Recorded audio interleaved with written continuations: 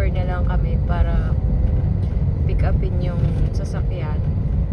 And then, park muna sa bahay. And then, by Monday, paparehistro na namin sa SGI. Yun. So, anong masasabi mo sa bagong service? service natin? Ano nga palang ano yun?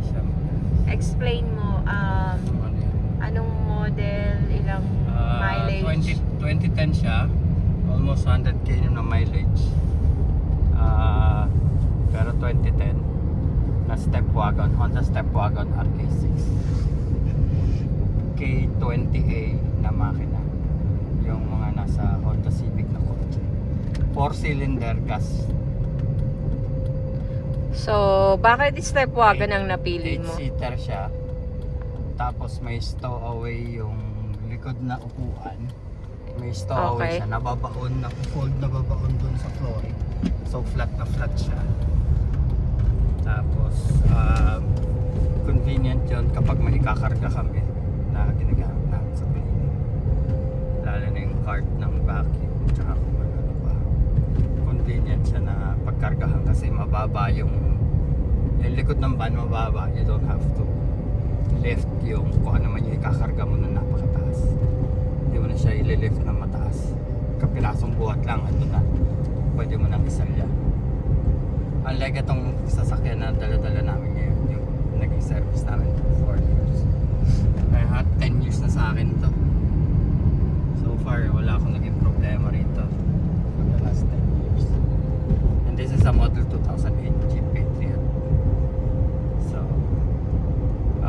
umabot na siya ng umabot na siya ng 237 kilometers. Yun na yung tinakbo niya. So normally yung mga ganitong sasakyan umaabot lang siya ng 150, 175. Then marami nang nararamdaman ika nga dun sa tao pag mga ganong edad na ganun nakalayo yung tinakbo. Luckily alaga ko kasi siya ng magandang motor oil. Chine-change oil ko siya lagi. Except lang nung nandito kami sa sa Saskatoon. Wala akong garage. Kaya dinadala ko siya sa Canadian oil change shop. So, kaya ako siya napaabot ng 237. Tapos kung tutuusin, wala pa masyadong. Yung alternator, 2 beses na ako nagpalit. Papalitan ko uli siya kasi pangit yung surplus na nakuha ko. Unlike yung unang surplus na nakuha ko, matibay talaga. Tagal. So baka this time brand new para wala nang crackling sound. Nadurog na yung bearing eh. So pag nasa labas ka maingay. Tapos ginasasan ko to ng almost 5k na rin pala. Para umabot lang ng January hanggang March. Pero papahingahin ko rin muna to. Nakakapag long drive pa naman to pero ayokong puwersahin. Gusto ko siyang patagalin pa dahil inalagaan ko nga to. Tsaka maraming memories dito sa sakyanan to eh. Long drive, kung saan napupunta sa trabaho. Marami pang iba. So kumuha kami ng another service para siguradong meron kaming durable na vehicle na hindi maapektuhan kapag ang business hindi maapektuhan ng service namin kapag nag-breakdown yung sasakyan. So kailangan mo talaga ng dependable sasakyan. So eto dependable pa naman, kaya lang alam mo yun, para worry free, wala kang kakakaban. Bakit second hand ang kinuha namin? Hindi worth it na bibili ka ng bago eh. Pwede naman umutang bago. Pwede ka naman mag-pick up truck. Madali naman umutang dito eh. Puro utang lang dito. Bakit second hand? Sayang ang bagong sasakyan kapag kinargahan mo lang ng kapag kakargahan mo lang. Mapuputikan, madudumihan. Araw-araw mong gamit.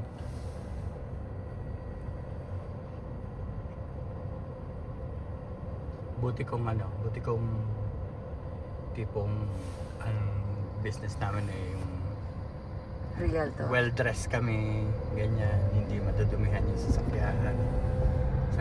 Sa nature din kasi ng trabaho namin talagang medyo marumi. So, yun. Bakit? Para maluwag. Kahit na may karga ka sa likod, makakapagsakay ka pa rin ng 4 na katao. Unlike dito, kapag may karga ka sa likod, 2 tao lang talaga ang makakarga mo. So pag may extra passenger ka, kailangan pagsiksikan mo. Tsaka hindi na kasya yung equipment namin. Minsan dami naming equipment, hindi kakayanin i-karga lahat. So kaya namin naisipan muna bago sasakyan. Tsaka it's time. So baka kumuha pa kami ng isa pa. Ganon din. Pero maganda, Para nagustuhan kay ko na. Chloe. Nagustuhan ko na kaagad eh. Ang laki nung ang tawag dito? Laki ng windshield. Windshield. Laki ng view, front view. Ano nga pala, Japanese car yan, di ba? Oo, imported yan galing Japan. So it's a right hand drive. Nasa kabila yung manibela niya. So hindi siya left hand drive. Sanayan lang.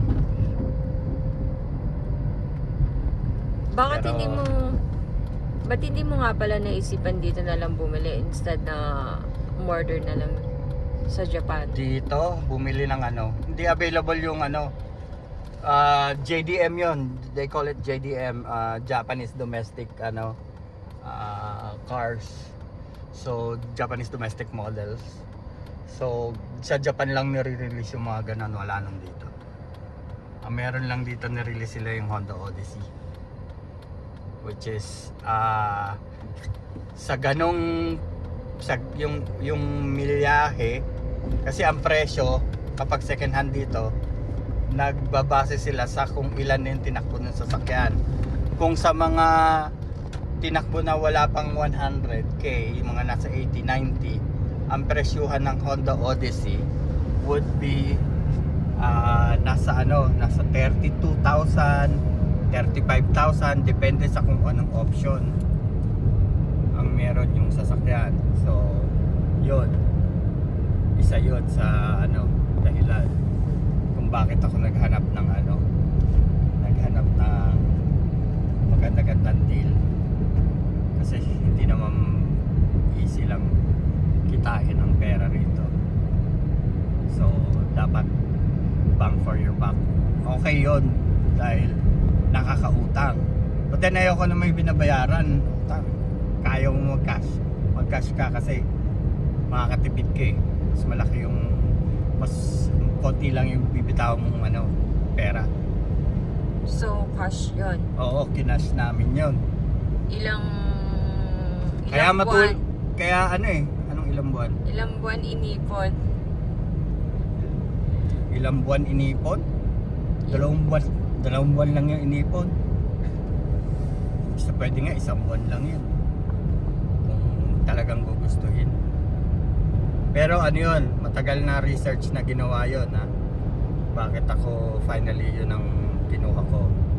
So yun, mga almost 2 years akong nag-research. 1 year pala nag-research. Nung malaman ko na kung anong bibilhin ko, 1 year pa rin ako nag-antay. Hindi kagad ako bumili. Sinigurado ko muna, kasi ganun ang ugali ko. Sinigurado ko na yun ang gusto ko, na tama yung desisyon ko. Kasi meron yan, Toyota. Ganyan din, Toyota, Nissan, Honda, ano pa ba yung meron yan? Mazda, na mga minivan, compact minivan. So ang pinaka maluwag sa lahat is yung Honda Step Wagon. Ang pinaka mahalapad is Toyota Noah. Pero ang Toyota Noah low roof, hindi katulad ng Honda Step Wagon, high roof siya. So mas malaki yung mas malaki yung headroom.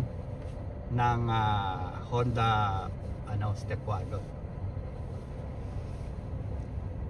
Tapos yung Noah medyo matangkad. Dati nga tinitingnan ko high ace eh. Pero yung mga high ace papatak ng papatak ng mga 18K papatak siya, tapos ang tinakbo mga nasa 150 kilometers. So sa 150 kilometers sa high ace okay din naman, okay pa yun. Parang nagwa-warm up pa lang, parang break in pa lang yun ng makina 150. So tatagal pa rin naman yun. So, dito na lang muna. Okay. Hanggang dito na lang po muna. See you later, guys.